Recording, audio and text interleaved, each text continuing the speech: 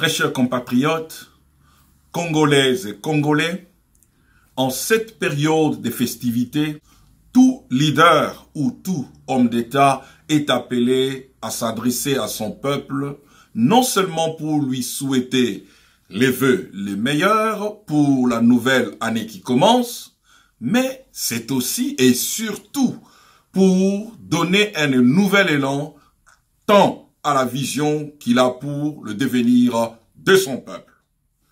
À ce titre donc, nous, Union du peuple d'avenir, UPA, pensons au peuple congolais en ce moment crucial du processus électoral encore incertain. Moment crucial parce que toutes les lanternes sont au rouge en République démocratique du Congo.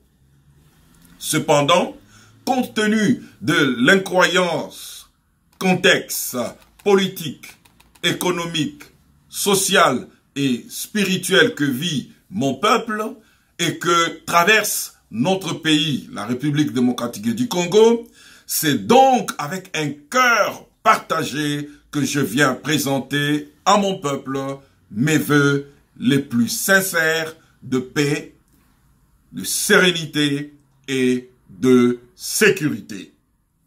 Il est vrai que le processus électoral en cours constituait l'espoir nourri du peuple congolais pour accéder enfin au changement ou encore à l'alternance tant attendue, fixée préalablement en date du 23 décembre 2018, c'est prolongerait encore jusqu'au 30 décembre 2018.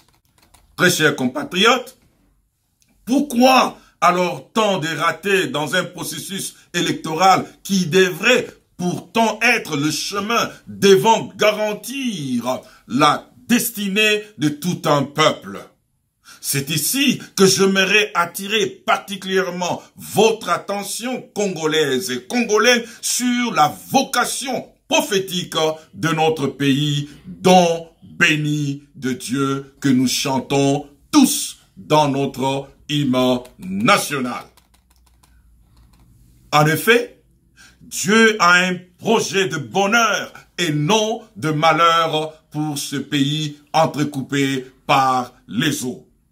Très chers compatriotes, mesdames et messieurs, l'heure a sonné et elle est déjà venue pour que nous, peuple congolais, puissions reconnaître l'œuvre salvatrice de notre Seigneur Jésus-Christ au Congo si réellement nous voulons accéder à une paix durable, car c'est bien lui, le prince de la paix, qui tient à la porte du Congo pour y entrer pendant que nous sommes tous préoccupés à rechercher la paix, la stabilité et la prospérité ailleurs.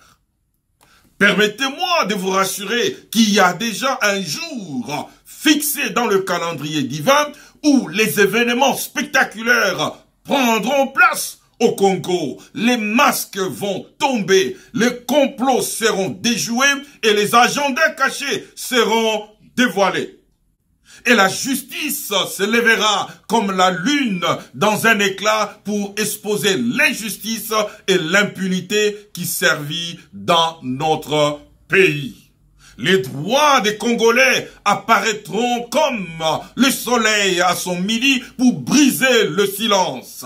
La voix des victimes et des innocents congolais va retentir comme un volcan en ébullition et tout le monde entendra l'écho d'un changement sans précédent de loin comme de près. Congolaises et Congolais, peuple fort, peuple redoutable et vigoureux, combattons le bon combat tout en gardant la foi, la persévérance, l'endurance et la détermination. Combattons le bon combat pour la liberté et le salut de nos frères et sœurs. Combattons le bon combat pour la défense de notre souveraineté nationale et la préservation de notre intégrité territoriale. Héritage légué par nos aïeux pour nous, pour nos enfants et pour nos petits-enfants. Très chers compatriotes, il était prédit que la lutte sera longue, avec un nombre incalculable de victimes d'innocents. Mais sachons seulement qu'un jour, cela finira en notre faveur et le Congo sera certainement libéré. Peu importe la grandeur et la force de nos ennemis, ne les craignons pas. Souvenons-nous du Seigneur grand et redoutable et combattons pour nos frères, pour nos fils et nos filles, pour nos femmes, pour nos maisons et pour notre chère patrie. Sachez que l'arme la plus redoutable d'un pays, c'est son propre peuple, à la fois rempli d'un esprit patriotique et doté d'un esprit combatif. Encore une fois de plus, mes meilleurs vœux.